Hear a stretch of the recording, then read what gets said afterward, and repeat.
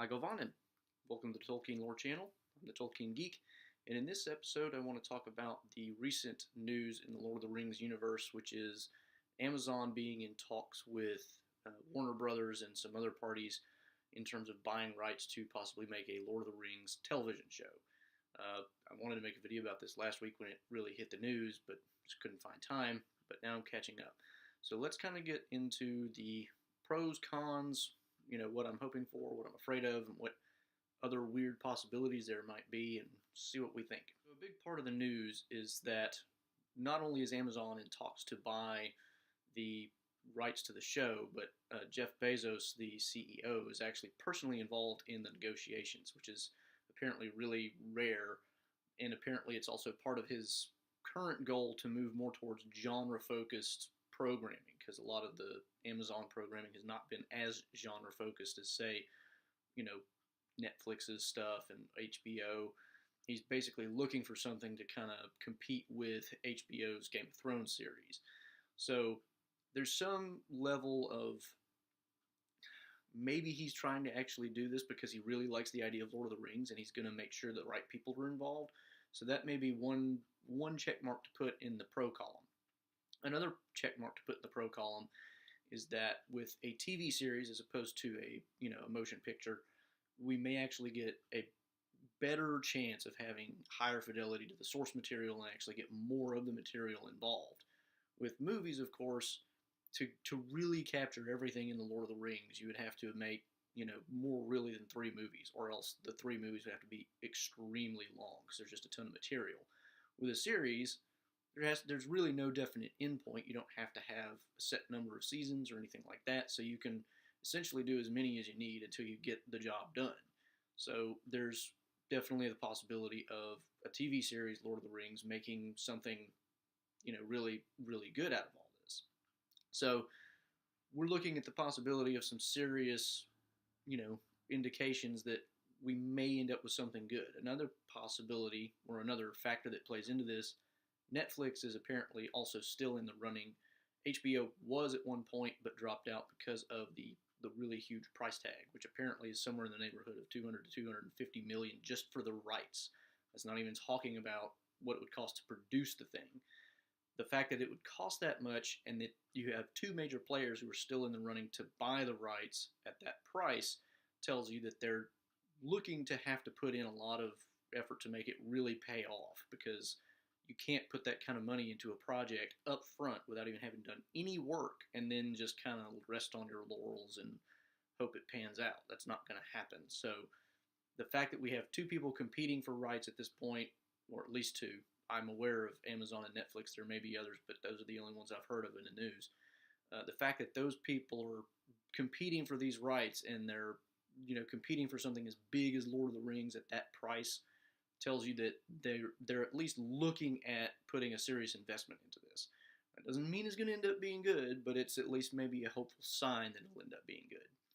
Another weird thing is some of the news articles that I've seen on this, and most of them are just rehashes of each other, but a couple of them have mentioned the possibility that maybe Silmarillion is in the works. But I have not seen any real indication of what the rights they're buying include. I don't know if it's just Lord of the Rings, or if it does include just all of Tolkien's Middle-earth related works. I don't know. There's not a whole lot of detail out there right now, but if it is inclusive of the Silmarillion, then even if we don't get a Lord of the Rings series, we might get a Silmarillion series, which could be, I think it could be good. I'm not sure that if they're going to do a Silmarillion thing, then I think it would need to be more of a mini-series type than a series, but being Amazon, it can go either way, so maybe it works out. So those are some of the hopeful notes. Let's talk about some of the cons. So for starters, in the con column, we can mention the fact that typically speaking, series and even miniseries, even HBO series, tend to be lower quality in terms of production values and that sort of thing than actual movies. So you wouldn't expect something like trying to think of a good example. I mean, Game of Thrones is a pretty good example of one that actually comes really close to having the production values you would expect out of a movie, but it's still not as good. And frankly, the Lord of the Rings movies that we have now made by Peter Jackson are so high quality because of the attention to detail that they put into them. It's difficult to conceive of much of anything matching that in the future, or at least in the near future. It's possible, of course, but for a TV series, especially after putting in, 250 million up front, it's hard to believe that anybody's going to want to put in a ton of attention to detail and production values and all that, when that's just going to increase the price tag even more on what is potentially a really risky thing. The other thing that goes along with that, of course, is the fact that because we already have these movies to look up to, one wonders if no matter what they do, it's going to be kind of, it never is going to live up because everybody's expecting it to be one thing. Now, the other cons that kind of go with this are kind of the flip sides of what I mentioned earlier. So I mentioned the fact that the serial format could actually lead to being able to be more faithful to the source material because you have more time to put things in and you don't have the time constraints and all this. The flip side of that is with a series, because you have so much time, theoretically, that you can put into it, you may end up with so much time that they cram in a whole bunch of extra material that doesn't belong. So in the Lord of the Rings movies, one of my most hated examples of this is all of the Arwen material they crammed into the Two Towers. It makes sense to put some material in there just so you have a background of the romance story between Arwen and Aragorn. But the way they did it in the Two Towers was just, they put too much and it took away from the main story too much. It didn't work. And what I'm worried about is that if they do it in a series format, they end up with even more of that problem because of the amount of time they have that they may want to throw in. Now, it could be that they do have a lot of extra time and they throw in stuff from the appendices, which might be cool. But I don't know. I mean, there's just a part of me that I know how Hollywood works, and they're going to throw in stuff that doesn't belong, and I just really hope they don't throw in too much of it. The other problem with doing it in a serial format is potentially you end up with a lot of really bad storytelling methods. So, one thing that's common in series formats is you end up with a lot of cliffhangers, and you're always kind of under that pressure to make every episode count. So if you've ever watched the series Lost on ABC, you know what I'm talking about. They always just kind of drag you along with one more cliffhanger, but it ends up being just, nobody liked the way Lost ended. So, I mean, everybody knows kind of where Lord of the Rings is going, so it wouldn't be that bad, obviously, but at the same time, you can still fall prey to some of those same pitfalls because you're looking to put it in a series format, and that's why I'm hoping that they don't necessarily stick to, we're going to stick to just 30-minute episodes, because I don't know that 30-minute episodes is really going to work well with the varying scope of chapters that you get in Lord of the Rings. So, and again, if it goes to the Silmarillion, I really hope they don't do that, because some of the stories in the Silmarillion just really do not lend themselves to that kind of episodic nature. They would need to be more of a mini-series style.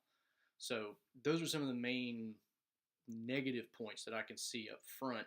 Now let's kind of talk about what I'm hopeful for, what I'm really looking to see happen, what may happen, and that sort of thing.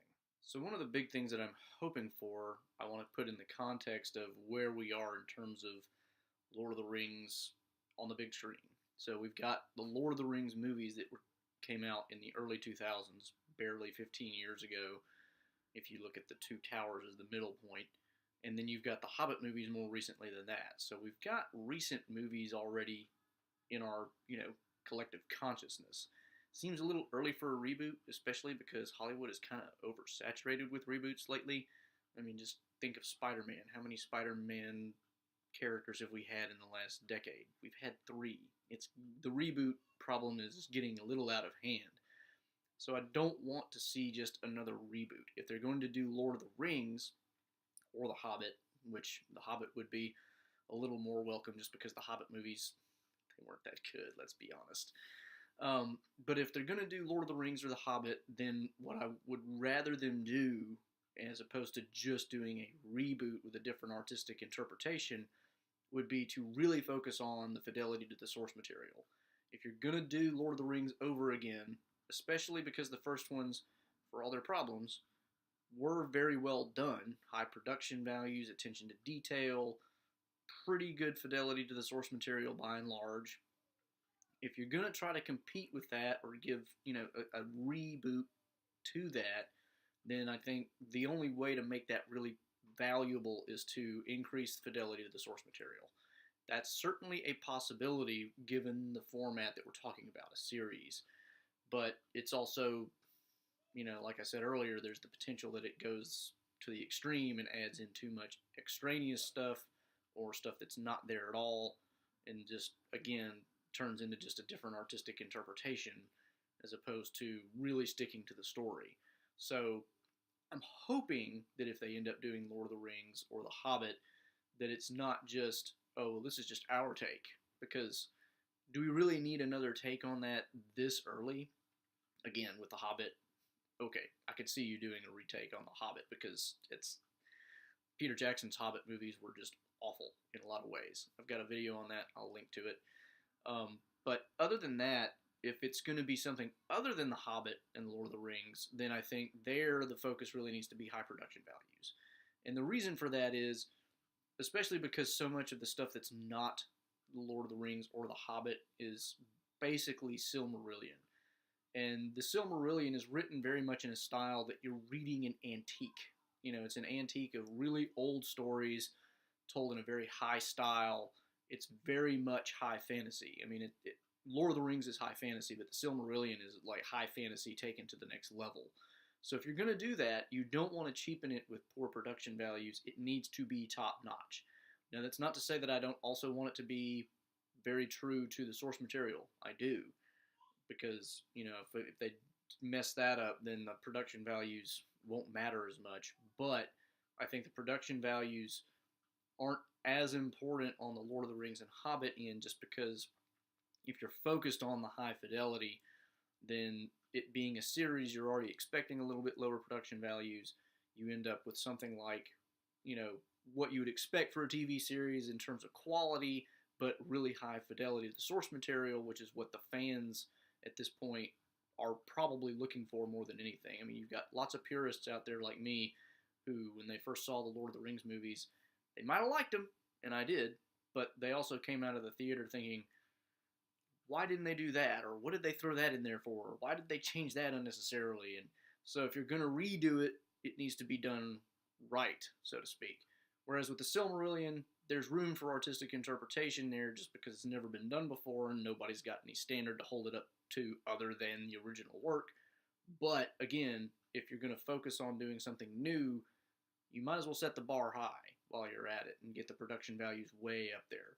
So that's kind of what I'm hoping for. What I'm afraid of is that you're going to end up with basically another idea, somebody's idea of Lord of the Rings, or let's really hope not, but another really crummy version of The Hobbit. We don't need that, let's be honest. The Silmarillion, as long as they don't radically screw it up, I'd probably be okay with most anything they did there, just because, again, it's a series, and you could always come back and do it as movies. Although I mentioned earlier, if you're going to do the Silmarillion, I think mini-series makes more sense, really long episodes that are almost movie quality themselves. Several of those to cover the main storylines. Anyway, that's where I'm hoping that goes, but I'm afraid that if they try to touch the Silmarillion, they're really gonna mess up the high style that it's written in and basically make it, it's one thing to make Lord of the Rings action-y because it's a lot of action in the stories because there's a lot of war going on. In the Silmarillion, there's a backdrop of war, but it's not a lot of action focused in terms of what goes on. It's very plot-driven, very character-driven. And so if they just, again, move it more towards the direction that Lord of the Rings kind of went, where you ramp up the action a lot, it's going to be worse on the Silmarillion than it was on Lord of the Rings in a lot of ways. So that's what I'm afraid of in terms of the Silmarillion, is that even if they do it well, they turn it into too much of an action genre and less of a true high fantasy, plot-driven, character-driven story. So that's kind of my hopes and fears. So I'll just go ahead and leave this here. Again, there's not really a whole lot of information out there. There's no creative talent attached. nobody's even bought the rights yet. So this is kind of just a very early take on where it could go, where I hope it goes, and where I really don't want it to go. So that's my thoughts. So now you've heard my take on the news that we might have a Lord of the Rings or related TV series in the near future. What do you think? You got any ideas for, other things that they might try to do beyond The Hobbit, Lord of the Rings, or the Silmarillion? Any ideas on how they might do it, or what approach they might take, that sort of thing? Love to hear the comments below. And if you do like hearing about Tolkien news or getting some analysis of anything related to Tolkien, both Middle-earth oriented and otherwise, please subscribe to the channel. You can also follow me on Twitter at JRRTLore.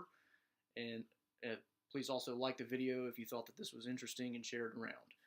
Until the next time, this is the Tolkien Geek signing out for the Tolkien Lore channel. Namaste.